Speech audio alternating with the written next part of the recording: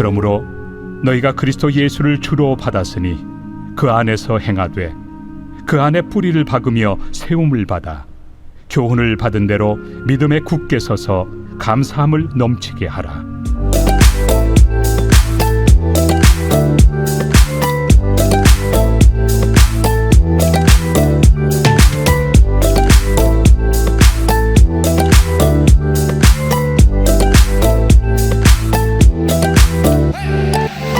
안녕하세요. 오늘은 세상에 있는 다양한 현상과 문화를 통해 그 안에 있는 하나님의 은혜를 발견해보는 시간, 세상을 향한 미려한 나들이 세미나를 하는 날입니다.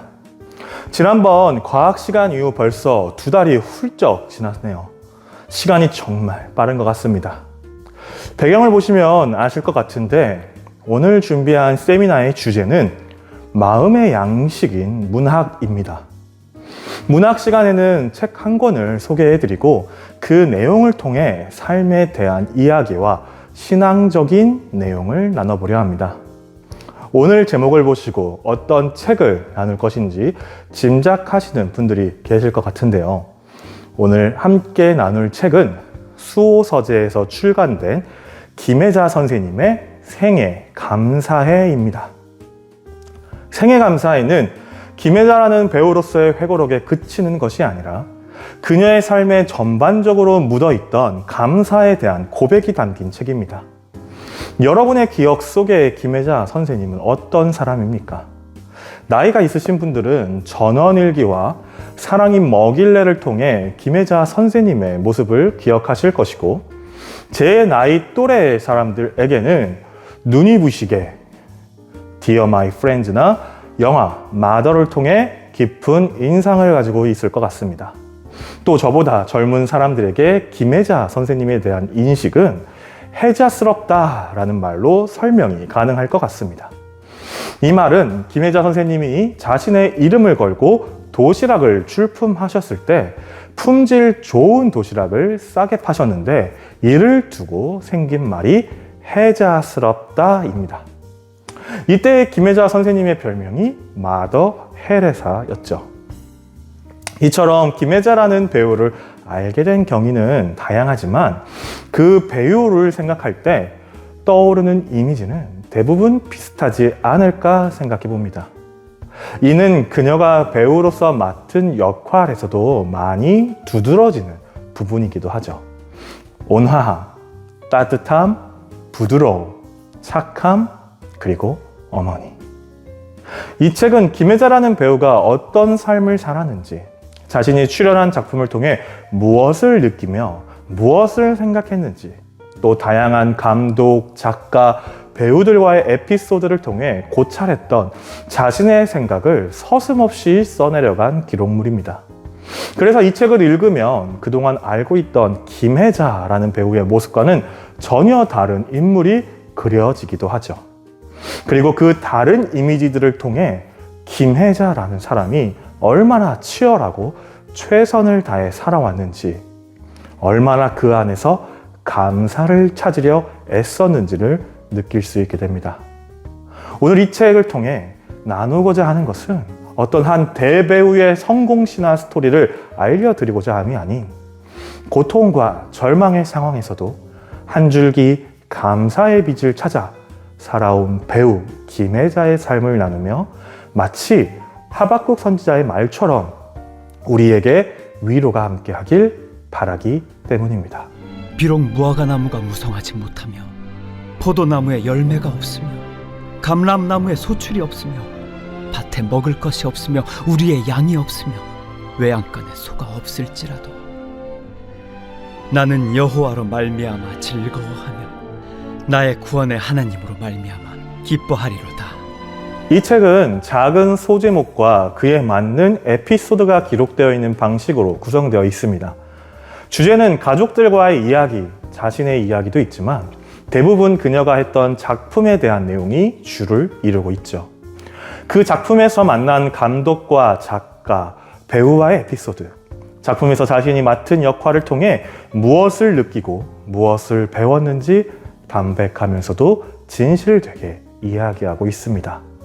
오늘은 그중 그 그녀의 삶과 가족, 그리고 삶 전반에 묻어있는 감사에 대한 내용만 소개해 드리도록 하겠습니다. 남은 내용들은 책을 직접 한번 읽어보시길 추천드립니다. 김혜자 선생님의 가족은 원래 부유했었다고 합니다. 그녀의 아버지는 미 군정 때 재무부 장관을 지냈으며 이후 사회부 장관을 지낼 만큼 뛰어난 사람이었습니다. 형제는 위로 언니 둘과 밑으로 5살 터울의 남동생 하나가 있었는데 언니들과는 나이 차이가 많이 나서 언니들이 김혜자 선생님을 돌봐 주었었다고 합니다. 어렸을 때부터 연기하는 것을 좋아했던 그녀를 향해 친구들은 연기하는 혜자란 별명을 붙이기도 하였고 주위의 많은 사람들이 그녀가 배우가 될 것이라고 말했다고 합니다. 그러면서 자신도 배우의 꿈을 꾸기 시작하였죠. 하지만 그녀의 삶이 계속 평탄하게 흘러간 것은 아닙니다. 어느 날 아버지가 밖에서 낳은 아이 한 명을 집으로 데리고 온 것입니다. 당시에는 간혹 있었던 그 사건을 통해 남동생이 큰 충격을 받아버렸습니다. 그리고 이때의 일로 인해 김혜자 선생님에게도 큰 충격이 남게 되는데 이로 그녀 마음에 우울과 어두운 감정이 생겨버리게 되죠. 충격을 받은 남동생은 고등학교 때까지 깡패로 지내다가 고등학교 3학년 때부터 공부를 시작하여 서울대학교에 입학하게 됩니다. 정말 기적 같은 일이 아닐 수 없었죠. 그렇게 대학에 진학하여 졸업을 하자 부모님은 대를 잇게 하겠다고 남동생을 일찍 결혼시킵니다.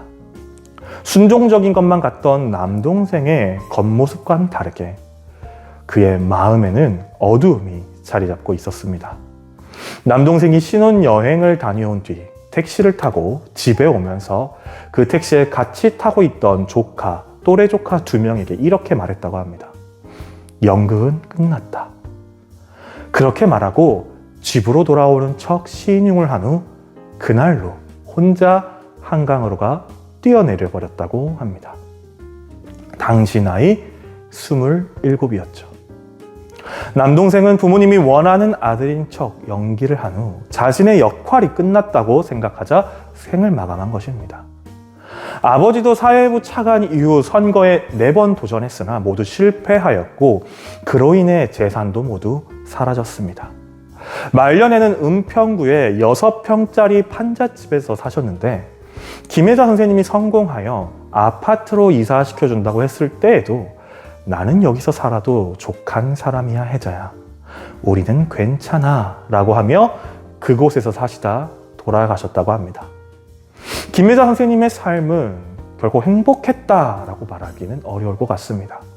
그녀가 겪은 우울증은 오랫동안 그녀를 괴롭혔고 많은 시간 죽음과 싸우게 만들었습니다. 그녀가 배우가 되어도 결혼을 하여도 아이를 낳아도 그녀를 계속 따라다녔죠. 그녀는 책에서 자신의 삶을 부조리한 연극 같다고 비유합니다. 더 이상 이렇게 살면 안 될 것 같아 유명한 정신과 의사에게 상담을 받으러 갔는데 그 의사가 자꾸 선반 위에 놓인 시계를 힐끔힐끔 보고 있었다고 해요. 그 모습에 너무 화가 난 김혜자 선생님은 속으로 그냥 살아.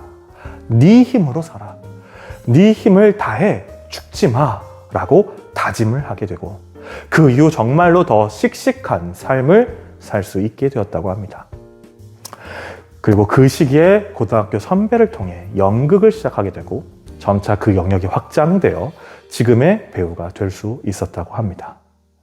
그녀는 자신이 경험한 이 마음속 회오리들을 통해 자신이 더 좋은 연기를 할 수 있게 된 것이라 확신하며 이 모든 것이 다 신의 하나님의 계획이었다고 믿습니다. 자신은 항상 죽음과 함께 했던 사람이지만 그런 자신의 연기를 통해 누군가는 위로받고 힘을 얻을 수 있도록 하고 싶다고 소망하며 지금도 연기에 몰두하고 있다고 말하죠. 아마 그 소망은 이미 이루어지지 않았을까. 그녀의 연기는 그만큼 많은 사람들에게 감동과 위로를 주고 있으니까요. 김혜자 선생님이 자신의 책에서 소개한 톨스토이의 소설 안나 카레니나라는 첫 문장은 이렇게 시작됩니다. 행복한 가정은 모두 비슷한 이유로 행복하지만 불행한 가정은 제각기 다른 이유로 불행하다. 이 첫 문장만 보아도 안나 카레니나라는 소설이 어떤 내용일지 짐작이 가실 것입니다. 그런데 소설의 마지막은 조금 다른 느낌의 문장으로 끝이 납니다. 저는 우리의 인생도 이와 비슷하지 않을까 생각합니다.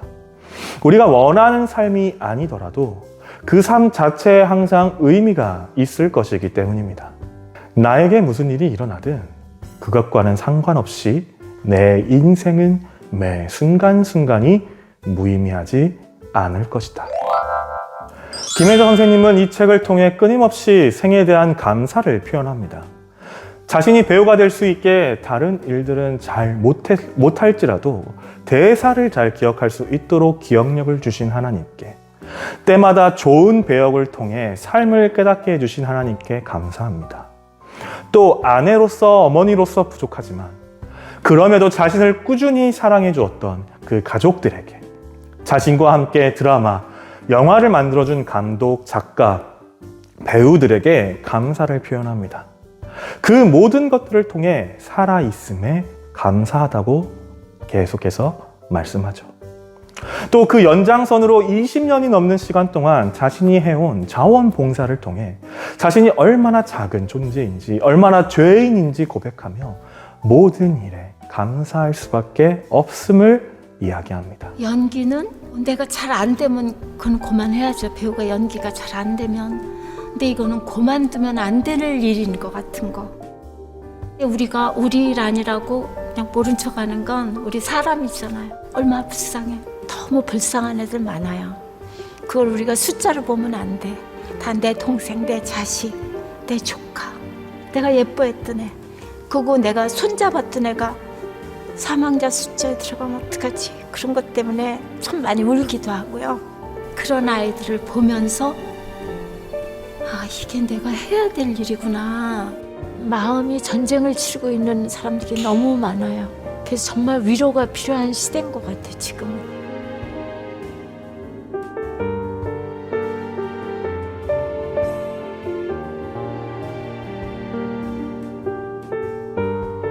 우리의 도움이 필요한 이 아이들을 외면하지 마세요. 오늘 본문 말씀인 골로새서 2장 6에서 7절은 딱 김혜자 선생님 같은 사람을 두고 한 말씀 같다는 생각을 합니다. 그러므로 여러분이 그리스도 예수를 주님으로 받아들였으니 그분 안에서 살아가십시오. 여러분은 그분 안에 뿌리를 받고 세우심을 입어서 가르침을 받은 대로 믿음을 굳게 하여 감사의 마음이 넘치게 하십시오. 그녀는 자신 안에 있는 예수님을 통해 감사를 발견하였습니다. 삶이 평탄했기 때문에, 모든 일이 잘 풀렸기 때문에 이 책을 읽어보시면 그렇지 않다는 것을 알 수 있으실 것입니다. 어떤 상황이 있을지라도 그 안에서 감사를 찾아내려 했던 삶이 바로 배우 김혜자의 삶이었습니다. 저는 오늘 이 책을 통해 긍정적 에너지를 함께 나누고 싶습니다. 저 사람은 나와 달라.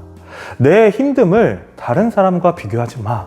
라는 생각 말고 누군가 이겨낸 그 삶에 대한 이야기, 누군가가 찾아낸 감사에 대한 이야기를 통해 우리 삶에도 찾을 수 있는 그 감사의 흔적들이 있다는 것을, 예수님을 믿는 우리 안에는 감사가 자라날 수밖에 없다는 것을 함께 나누는 시간이 되었으면 합니다.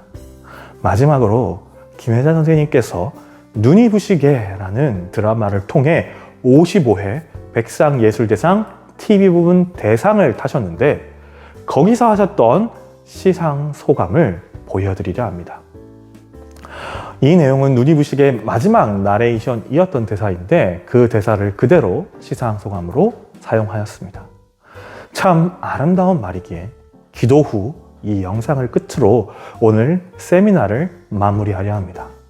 영상에서도 나오겠지만 희망을 잃지 마시기 바랍니다. 오늘을 살아가세요. 눈이 부시게. 기도하겠습니다. 하나님 아버지 감사합니다. 오늘은 우리가 세상의 문화를 알고 그 세상의 문화 가운데 잠재되어 있는 하나님의 은혜를 발견하는 세미나 시간이었습니다. 오늘은 문학, 생애 감사해라는 책을 쓴 김혜자 선생님에 대해 말씀을 함께 나누었습니다.